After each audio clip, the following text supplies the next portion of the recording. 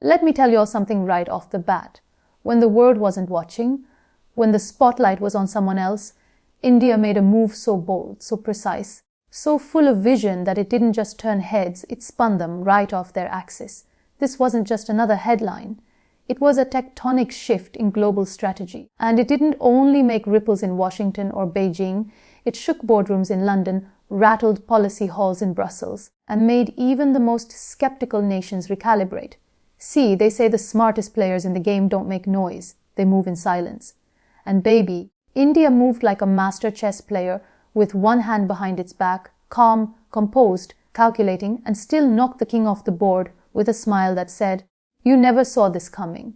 Now let me ask you, how many times has India been written off? How many times has the world looked down at its slums and called it backward? How many times have they chuckled at the chaos, mocked its multilingual reality, underestimated the soul of a billion dreams beating in unison? They thought India would remain tangled in its own complexities.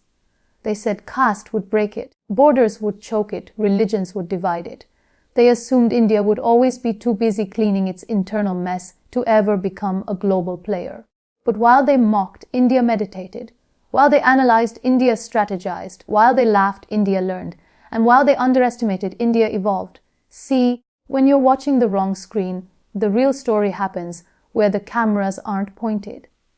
That's exactly what India did. In the middle of geopolitical theater, while the West was busy spinning in its own web of interventions, proxy wars, and inflation spikes, India dropped a masterstroke that didn't require applause.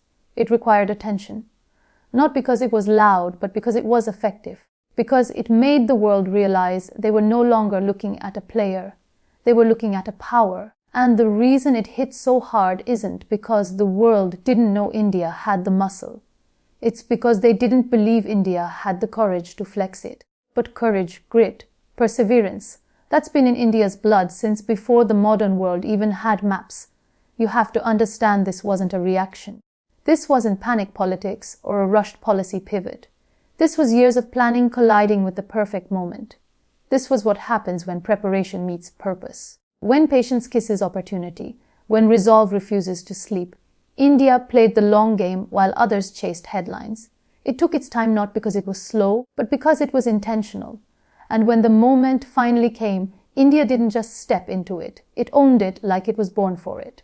Because it was. Let me break it down for you. While America was busy playing world police, imposing sanctions, running covert operations, and juggling internal division, and while China was drowning countries in debt traps disguised as development loans, India was busy building something entirely different. India was building relationships, not shallow transactional deals, but meaningful, mutually beneficial relationships that could stand the test of time and ideology. Strategic partnerships rooted in trust, trade routes rooted in necessity, defense deals rooted in equality, space collaboration rooted in innovation. It wasn't just building bridges, it was building entire blueprints for a new world order, quietly, deliberately, diligently.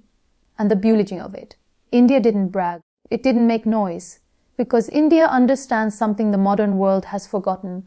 Real power doesn't need to shout. It doesn't need likes, shares, or trending hashtags. Real power is built in silence, under the radar, in the shadows of loud empires. And that's why it lasts. India didn't try to outmatch the West missile for missile or dollar for dollar. It understood the new currency, leverage, intellectual capital, technological supremacy, human potential, soft power, cultural influence, data sovereignty. It built its brain trust. It developed space engineering. It dove deep into biotech. It funded defense R&D. It empowered its scientists and unleashed its entrepreneurs. And what do you know?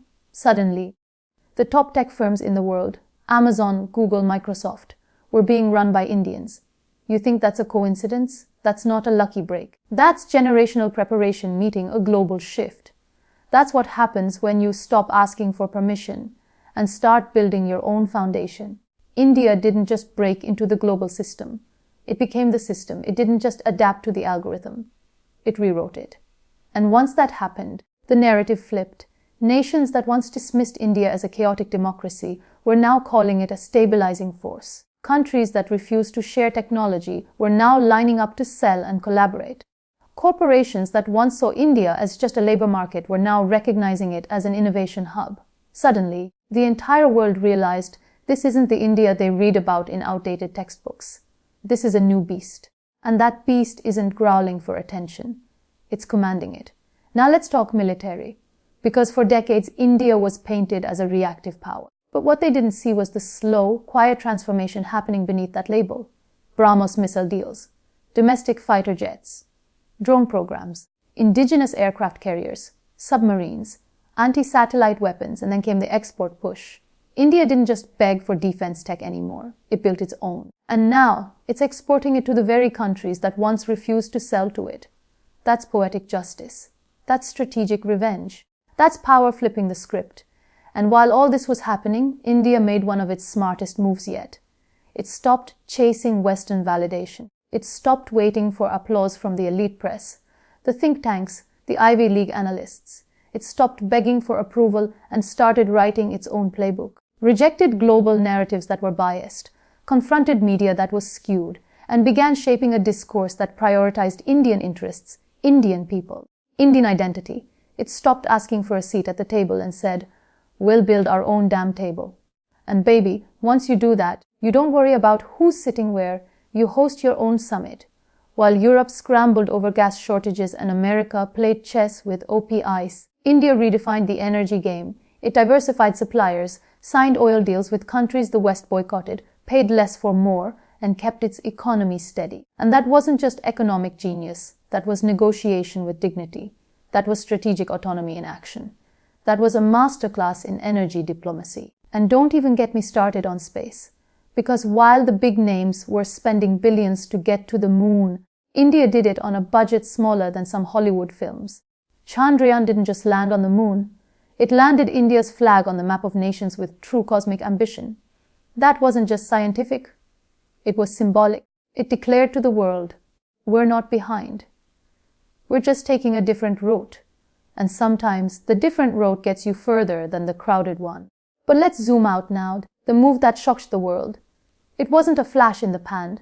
It was decades in the making. It was years of setbacks that became lessons. It was centuries of being underestimated that became fuel. It was a new mindset. A mindset not seeking charity but commanding respect. This isn't the India of the 90s begging for IMF loans. This isn't the India of the early 2000s waiting in line for trade approvals. This is a tiger, patient, focused, razor sharp, and now finally out of the cage. And when that tiger walks, the whole jungle listens. Some still mock, some still doubt. But to them I say, name one great power that rose without pain. America had its dark chapters. Europe had its wars and plagues. China had its revolutions and famines. And India had all that plus foreign occupation, partition, centuries of colonization. And still, it educated millions. Still, it launched moon missions. Still, it became the world's largest democracy. Still, it rose. That's not just resilience. That's legacy. That's legend. And India didn't rise by copying anyone else. It rose by being unapologetically itself. Diverse, vibrant, chaotic, unpredictable, emotional, soulful. That's the very essence of its magic. That's the chaos that births creativity. That's the madness that births innovation. That's the noise that masks a symphony. Every time they mocked, India made a move. Every time they doubted, India delivered. And every time they looked away, India laid another brick in the foundation of its future. And now that future is not knocking on the door, it's kicking it down. The world is watching, stunned, because while they were busy writing India off, India was writing its own destiny. With steel in its backbone, fire in its belly, and clarity in its mind. Because this new India isn't reacting to the world anymore. It's making the world react to it. Look at the geopolitical chessboard today. The United States now needs India not as an optional partner, but as a strategic necessity to balance the aggression of China. Russia leans toward India not just because of history, but because of balance. The Middle East is turning to India not out of ideology, but because of India's consistent neutrality, steady diplomacy, and growing economic clout. Europe needs India's market. Africa looks to India as a development partner that won't exploit but uplift. Southeast Asia sees India not as a rival, but as a cultural sibling. This isn't influence. This is gravitational pull. This is what happens when a country doesn't play by anyone else's rules and instead defines its own terms. And those terms are rooted not in dominance, but in self-respect. India's strength lies in what others called its weakness: complexity, chaos, contradictions. But those aren't flaws, those are assets. Because where the world sees fragmentation, India sees layers. Where the world sees noise, India hears harmony. Where others see a mess, India sees a mosaic. And only a civilization that thrives in complexity can build systems that last. Only a nation born in diversity can manage diplomacy in a world that's rapidly dividing. India didn't need to erase its identity to be accepted. It amplified it. And now that cultural identity is being exported. Bollywood isn't just entertainment anymore. It's soft power. Yoga isn't just exercise. It's a way of life that brings in millions in wellness tourism and positions India as a spiritual guide. Ayurveda is redefining health beyond pills. Indian cuisine, Indian festivals, Indian clothing, Indian design. These aren't just cultural exports, they're influence. And in a world searching for meaning beyond consumerism, India's ancient wisdom is now being seen as the missing piece. India's rise is also psychological. It's the shift from apologizing to asserting, from waiting to leading, from listening to telling. The country that once waited for IMF certificates and Western validations now writes its own economic playbook. Digital infrastructure like UPI, Aadhaar, and Jan Dhan wasn't imported. It was invented in India for India. And now it's being showcased globally as a model. Imagine this. Villages in remote parts of the country connected to real-time banking, digital health services, educational platforms. That's not just progress. That's transformation.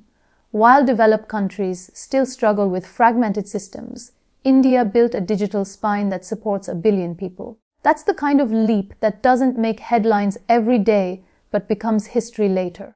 India's foreign policy has matured into something the world didn't expect: calm assertiveness. It's not aggressive, but it's immovable. It doesn't bark, but it doesn't back down either. When the West tried to isolate Russia, India didn't follow the script. It bought oil at a discount, managed to keep inflation in check, and didn't apologize for it. Because it was thinking of its people, not of PR. When tensions rose in global forums, India didn't just deliver speeches, it delivered logic, balance, and direction. It voted based on interest, not ideology, and when it needed to, it simply said no. No to being pressured, no to being bullied, no to being used. That kind of refusal comes not from arrogance, but from confidence. The kind that's built over decades of quiet growth. And you want to know the real game changer? India didn't rise with imperialism. It didn't invade anyone. It didn't colonize, enslave, or pillage. It didn't build a war machine to force others into submission. It rose through intellect, through innovation, through integrity. That's a rise the world isn't used to. Because in history, superpowers usually rise by crushing others. India's rising by elevating itself. And that makes it not just powerful, but admirable. Especially for countries in the global south that are now seeing India as the template, not the West, not China, but India. A country that rose without losing its soul. The old global order thrived on dependency. But India bet on self-reliance. Make in India wasn't just a slogan. It became a manufacturing revolution. From mobile phones to fighter jets, from vaccines to semiconductors, India is building what it used to buy. And it's doing it with scale and quality.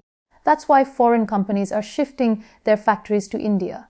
That's why the world's supply chains are now being recalibrated. Because India is reliable. It's resilient. It's redefined what emerging economy actually means.